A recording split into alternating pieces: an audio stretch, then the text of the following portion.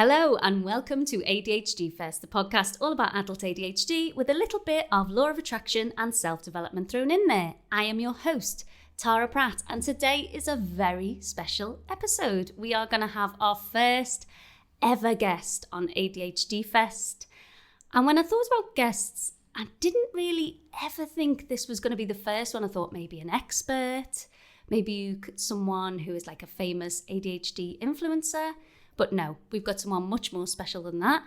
We've got my very own husband, Peter Pratt. Peter, say hello. Hello, you wanted an influencer. You got one. This feels new. If anyone didn't know, Pete has his own podcast. He actually recorded his final episode ever last night. It's called Locked On Marlins, and it's actually for a US baseball team. So podcasting is really not new to the game. But I'm very, very grateful that he's joining me today on the podcast because it's impromptu. I've thrown it at him. Absolutely, I'm ready. You ready? You feeling confident? Yes. He's got no idea what we're going to talk about because, quite frankly, I've got no idea what I'm going to talk about. I thought generally we could just have a chat about, being frank about the daily struggles or discovering ADHD, how he feels as what we think is a neurotypical, about living with a partner who has ADHD. Just a general chat because I do get a lot of questions about partners and stuff. So let's start at the beginning and talk about pre-diagnosis. Now, I had no idea that I had ADHD, and you obviously, even at this point, a few years in, know even less about ADHD than I do. So I'm assuming you had no idea either. No signs to you that I was different, if you know what I mean. None about ADHD specifically. I didn't know what ADHD was. Neither did I. You just have the assumption of hyperactive kids. Yeah. Is like what my connection with ADHD is, and my assumptions were. So I wasn't joining any dots because I didn't know what dots to join. So. No. Well, I had no clue whatsoever, and I was on the exact same page as you. I thought it was like hyperactive little boys. The only thing for me personally was I had questioned in the past whether I was autistic, just based on a few things I'd heard. But then when I did like the online tests, as you do, it just didn't ever really fit. So I was like, nah, I'm just being a bit dramatic. But again, like autism, you're not familiar with that either. So there's nothing you would have noticed either. No. So relationship wise, I would say looking back, maybe the symptoms did affect us, but we had no idea. Yeah. Just because I'm quite emotional. Pete's laughing. I'm quite emotional and have a strong sense of justice. Like, this is true. Yeah. Whereas Pete's a lot more grey. In hair colour. Since he met me. But also, like, I was very black and white when we met, wasn't I? Yeah. Yeah, exactly. The funny thing is when you talk about the like questionnaire stuff. Yeah. You have to take them with a pinch of salt, in my opinion, because with those questionnaires, no matter whether it's ADHD, autism, or any kind of questionnaire, I think there's always elements that like you yourself can see in those questions and relate to for sure. And so, but I do remember those questionnaires, and it's fair to say there was like some high connections, I think, from you. Yeah, well, I think I've told this story on the podcast before, but just quickly, like, do you remember when I did first even discover that ADHD is possible in adults? I think I'd read an article and I came downstairs and read the whole thing to you, but I didn't tell you what it was. And I just read it out to you and was like, what are your thoughts on that? I thought it was your journal. I thought you were writing down your best qualities, but I do remember that. And, it was pretty clear at that point that there's like a lot of signals and a lot of indicators there. So yeah, that was like, maybe the first realization moment collectively that we're like, okay. I feel like your words to me where it sounds like your autobiography. Yeah, there you go. That's what I meant. And I was like, it's about ADHD. And you were like, what? What's that? Like, what are you talking about? And then the rest unraveled in front of us, and we are here where we are today. But I was a lucky one. I got diagnosed quite quickly after that. Were you surprised by my diagnosis? Like, after, not surprised as in you didn't know what ADHD was, and then surprised to find out that adults could have it. But like after I'd read you them articles and looked into it a bit more, when I did get diagnosed, were you surprised in any way, or were you convinced just by us reading about it?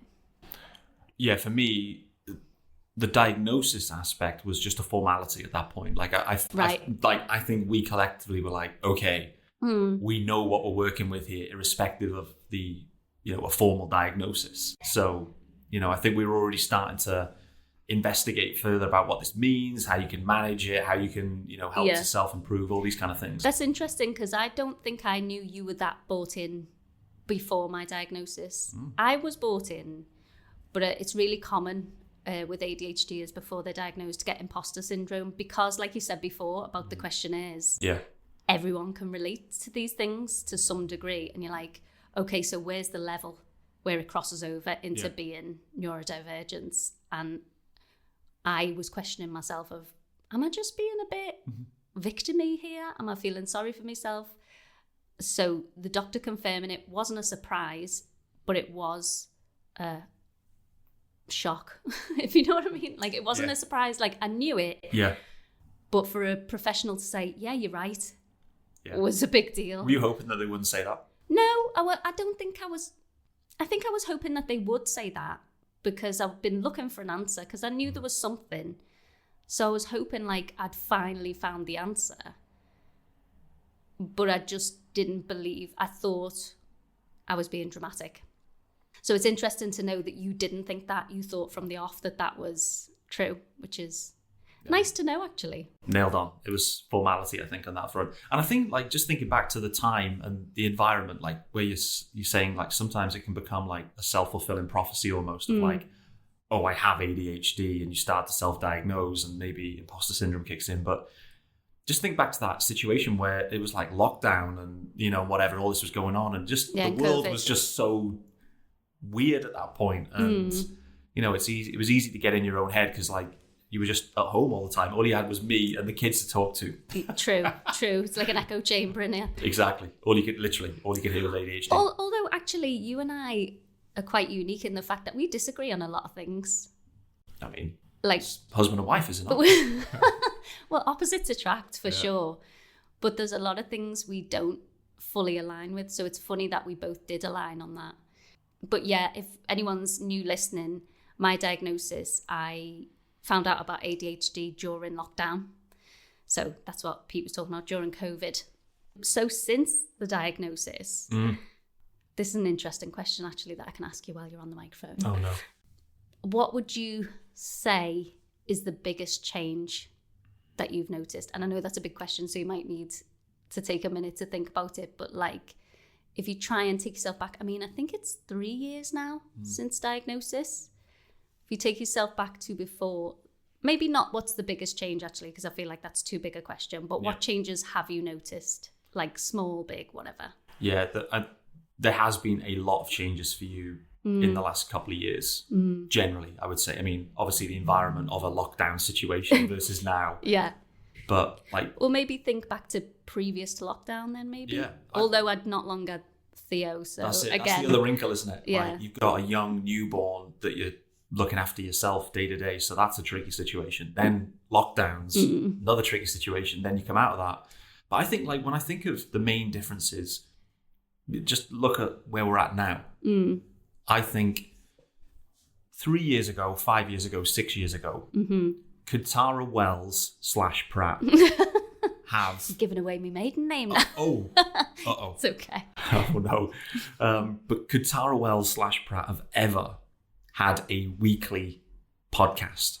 No. Not a chance in hell. Like, no way could you have ever committed to that. No. And, like, there was just so much that... I mean, there was previous things you were doing where you'd have a great idea. You'd invest so much mental effort, energy, research into this idea. Great. We'd then spin that up. Great. We'd then start doing that. And next thing is, as soon as it was like spun up, you were like, okay, I'm going to start, just start drifting away and thinking of other things. So the ability now for you to actually focus on something that's important to you and stick with it, for me, is the most monumental change from where you're That's at? such a good answer. Such a good answer. It's There you go. because it's true, and I don't really think about that. There's no way I could do this. No way. Pre-diagnosis. No. Chance. That's a great answer. Mm. Any other like more minor day-to-day thing? I can think of one is losing my phone. I mean, I'm still bad at it. I still lose it all the time, but I was losing my phone at least 10 times a day, which can anyone really do anything when you're losing things 10 times a day? I don't know. It's funny though, because all these little things that like losing your phone, you then, unbeknown around ADHD, you then start to like build little random coping mechanisms to try to kind of like help you solve that problem. You're a bit like, why do I keep leaving my phone everywhere? How do I solve this? And you start trying to like solve the solution for an issue that's popping up that's linked to ADHD. So it's funny that, you know, and again, that creates a whole amount of mental effort for you. Because you're like, right, how do I research how to then find out how to not lose my phone? So true. Yeah. And then you'll forget all of that and then lose your phone again for whatever reason. Exactly. Like you go down the rabbit hole trying to solve this problem. Like, okay, this is a simple problem that should have a simple solution. So let's do it. But you don't know you've got ADHD. So you look at all the neurotypical ways to do it. Yeah. And that sticks for 2 weeks, maybe even a month. And then Max. No, I thought you were going to say 2 days. And I think that would have been fair. Maybe 2 hours. Yeah. So, and I think that was the biggest relief actually of diagnosis is, I can stop banging my head against a brick wall and trying to train myself not to do these things and then wondering why it's not working. Like I'll still try, but I know if it's not working, it's not because of some moral failing on my part. It's because of ADHD. Yeah. That's very interesting. It's like a kind of aha moment really for you where you're like, okay, this now all of a sudden makes sense. Yeah. For the first time in your life. Yeah. Something actually makes sense about why I'm doing the things I'm doing and why I am like I am. Yeah. And it's you're holding yourself to account at a neurotypical level. That was your accountability level. You're kind of looking to me going, well, how is it that you do this every day and I can't do this? These like standard things. And then the aha moment drops in. You're like, okay. And then we both have that collective aha together. And we're like, okay, great. Like this makes sense. And we can stop getting stressed about why can't I do this? Or why am I doing these things? To knowing what the root of that is and going, okay, great. Well, how do we manage around that? Yeah. Yeah, totally. Now, I know you're a busy man, so I'm not going to keep you ages, but I have got a couple more questions for you. I'm going to keep an eye on the time here. We okay to do about 20 minutes? Oh, my days. Well, we're on 13 now, so we've got 7. Okay. So this might be a difficult question. It's just come to me. It's just come to me now. And you're allowed to be honest. Oh, no. Because I can edit this out later if you say anything that annoys me. But I was wondering what you find the most annoying about ADHD or me as an ADHDer. Like, what is the most annoying or most upsetting part of ADHD for you as a partner? Whether it's something I do or whether it's something that affects me. What for you is like, hate ADHD? Great question. Firstly, this is not a specific ADHD related situation. Everyone listening. What, you just hate me? No. Hold on. I was building up to something. Okay, sorry. So continue. Within general married life, there will always be things that agitate each other. That's just natural. So let's just call that one out. And so there's things that I do that frustrate you. I'm not ADHD diagnosed, and I don't think I have ADHD. We haven't looked into it in any depth, but no, I don't think you do. Let's assume that I don't. And so there's things that I do that annoy you, vice versa. What the most frustrating part of ADHD is, actually for me as the partner, is seeing you continually struggle. That's the bit that's most upsetting to me. Is I want you to live your best life. And even though you now have awareness, we all have awareness now of what you're working with, it still at times holds you back from your true overall potential. And I feel like it's super frustrating for you.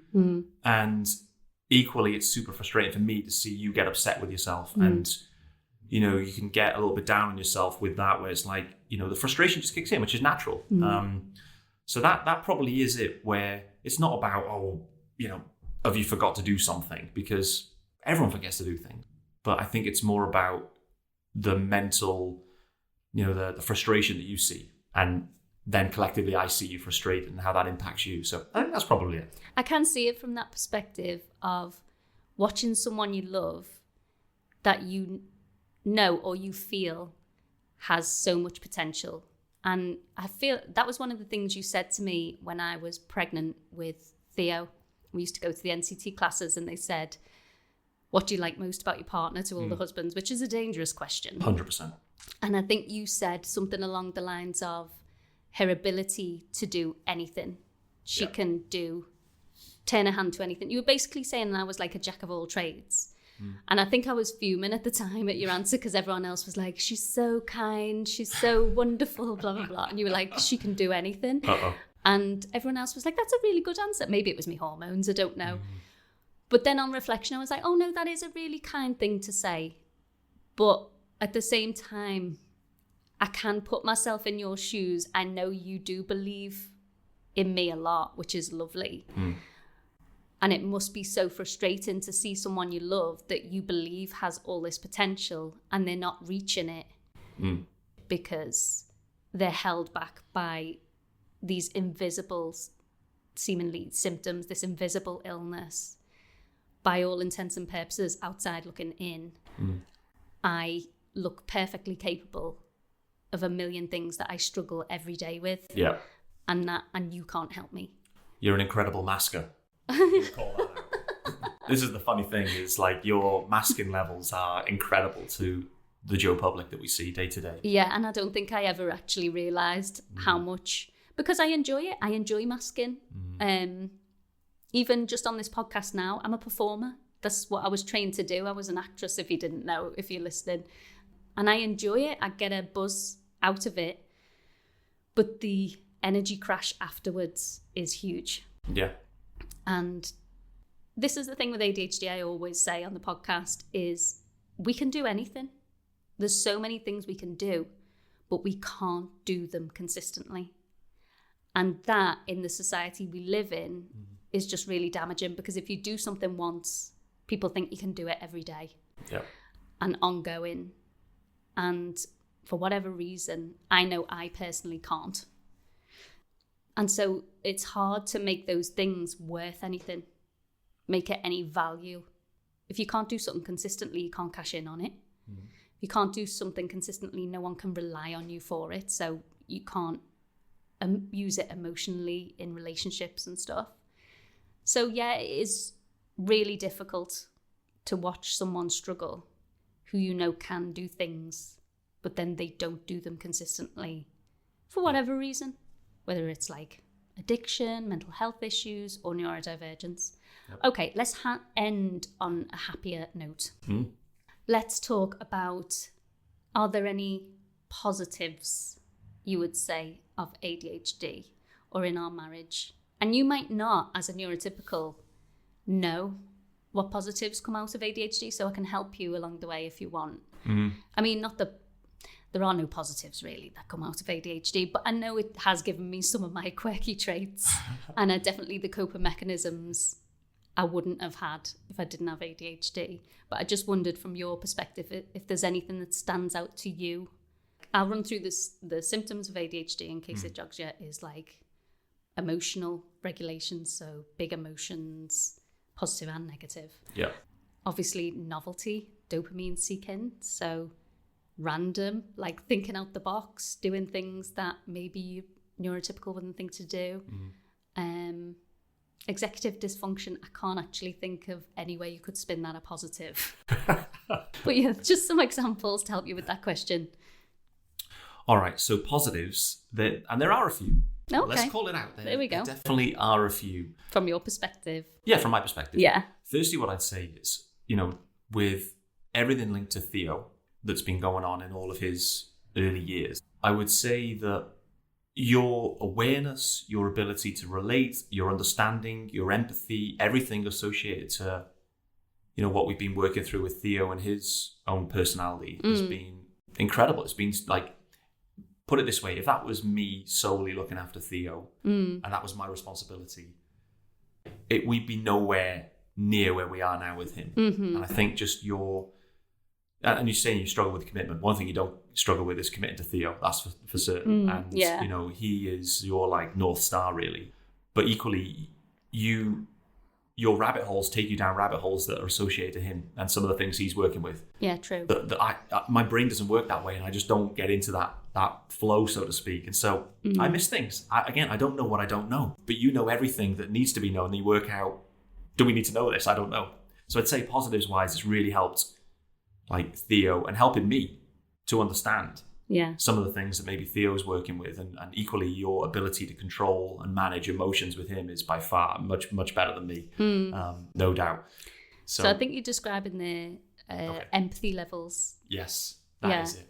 I do, actually, that is true. That is a massive positive, and I would describe that as a positive. Is I'm very empathetic, and I love that I am. Yeah. I love that I can work to understand someone else's perspective, no matter what. Yeah. And that's a lovely answer, and you're making me all teary. So thank you for that. There you go. Theo is definitely by far my proudest thing, and you're right. I don't know how I commit to him, but I do. I think it helps that he's at just one. I'm so older now, so True. I can just concentrate on the one. How people do it with loads of kids, I do not know. But thank you so much, Peter Pratt, for joining me on this podcast today. You've been a lovely guest, and we've had some really, my first ever guest. Why shouldn't it be you? And you have given me some surprising answers today. Good. So hopefully you as an audience have enjoyed it too. If you want to hear more from Pete, let me know. Send me messages. I'll show him them all, and I'll bully him onto another episode. You can even send me some questions for him that you'd like to ask your partners, but they won't answer, and I'll put him in the hot seat and ask him these questions on the spot. If you haven't checked it out already, check out all the links below, especially the Body Doubling membership. The price is going up at the end of October, but if you get in now, you are locked in to the current pricing, which is just $5.99 a month. And for that, you get over 40 episodes backlog of content and new episodes all the time to help you with your body doubling needs. And there's also a few freebie links down below. Anyway, hope you've all had a wonderful week, and I'll see you next Friday. Bye.